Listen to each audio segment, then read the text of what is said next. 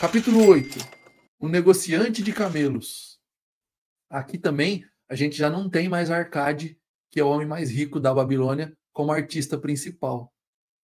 Então, nessa história, tá Arcade, já com fome, endividado, devendo para as pessoas, encontra um homem chamado Dabacir, a quem ele estava devendo 2 moedas de prata. Nesse momento, o que mais Tarcade queria era não encontrar as pessoas às quais ele estava devendo. E aí, quando ele é cobrado pelas dívidas, ele diz, Tarcade, ainda não lhe paguei porque estou sem sorte. Estou com azar, né? Ele diz. E aí, os dois vão almoçar. Ou seja, Dabacir chama Tarcade para almoçar junto com ele. Enquanto Dabacir se farta, eu achei muito engraçado essa parte. Para Tarcade, ele pede apenas um copo d'água. E Tarcade já vinha de muitos dias com problema, porque tinha gastado muito mais do que deveria. E estava devendo. E não queria encontrar os seus credores. Tem um comentário legal aqui, ó. Que terrível essas muralhas frágeis. Exatamente. Terrível. Hoje, o ser humano ele está cheio de fragilidades por não conhecer as regras do dinheiro, por não conhecer as regras do ouro. Então ele não constrói muralhas. E aí ele vai se desgastando. A cada flechada, ele desmonta, porque não tem proteção nenhuma. E retomando aqui, pessoal, onde nós estávamos, no capítulo 8, então Tarcade não queria encontrar os seus credores e acabou encontrando Dabacir, que o convidou para almoçar. Só que Tarcade já estava muitos dias sem comer. E é uma parte engraçada da história, que Tarcade achou que estava sendo convidado para almoçar, mas enquanto Dabacir se fartava de comida, pediu para Tarcade apenas um copo d'água. E no meio do almoço, Dabacir começa a contar uma história.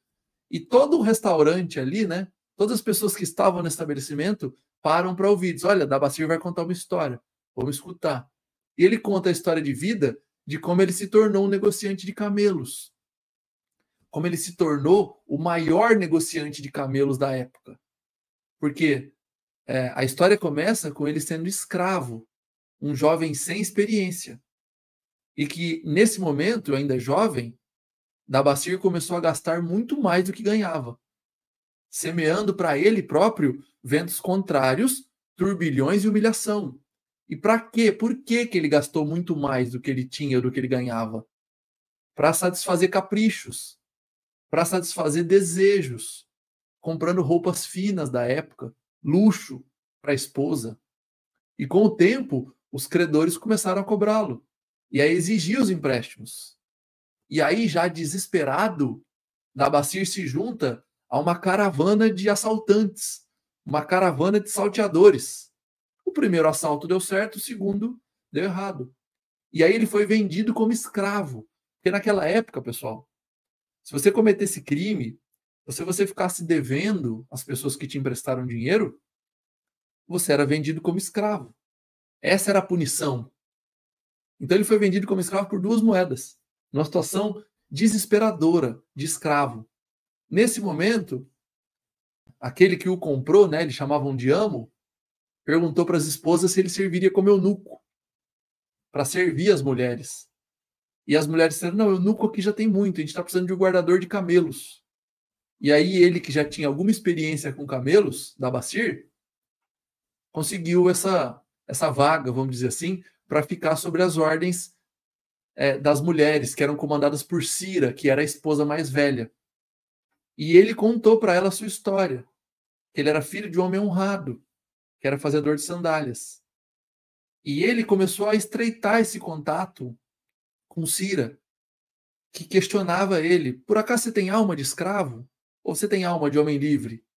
Você tem vontade de saldar suas dívidas, Dabacir? Porque se você não tiver, você tem alma de escravo. Os homens livres, eles querem saldar suas dívidas. Você é um homem fraco? E ele dizia, não, eu não sou nada disso. Eu sou um homem forte. Eu quero ser um homem livre. E Cira foi gostando dele, né? Até que um belo dia, numa viagem até a casa da mãe, ela reuniu o conjunto de mantimentos e alguns camelos para que Dabacir pudesse fugir. E ela perguntava para ele: você tem de fato a vontade de ser um homem livre? Tenho. Então ela diz: agora é sua oportunidade. E aí Cira ajudou Dabacir a fugir. Dabacir ficou muitos dias perdido no deserto. Quase morreu de fome e sede. E no deserto, já fraco, ele começou a refletir sobre a esposa que ele tinha deixado para trás, sobre a família, né? Sobre honrar o pai e a mãe. E ele conseguiu ali, ainda com fome, com sede, com a mente muito aguçada, virar a mente para o lado positivo. E refletir: não, espera aí, eu tenho alma de homem livre. Foi daí que ele tirou determinação. Já fraco, cansado, desgastado, ele conseguiu virar a mente, tirar da cabeça o desgaste, o cansaço e a fome e virar a cabeça para o propósito de um homem livre. E aí ele provou ter alma de homem livre. E um grande insight do livro é: onde há determinação, o caminho pode ser encontrado. Então ele foi na direção de negociar suas dívidas. Tarcade, que naquele momento estava ferrado, vamos dizer assim, para não falar outra palavra, absorveu toda aquela história e saiu determinado em traçar um plano para solucionar os seus problemas. Então, mais uma vez, Dabacir ali atuou como mentor e Tarcade, que se via desesperado, viu que existia uma salvação, viu que existia um caminho para solucionar os seus problemas.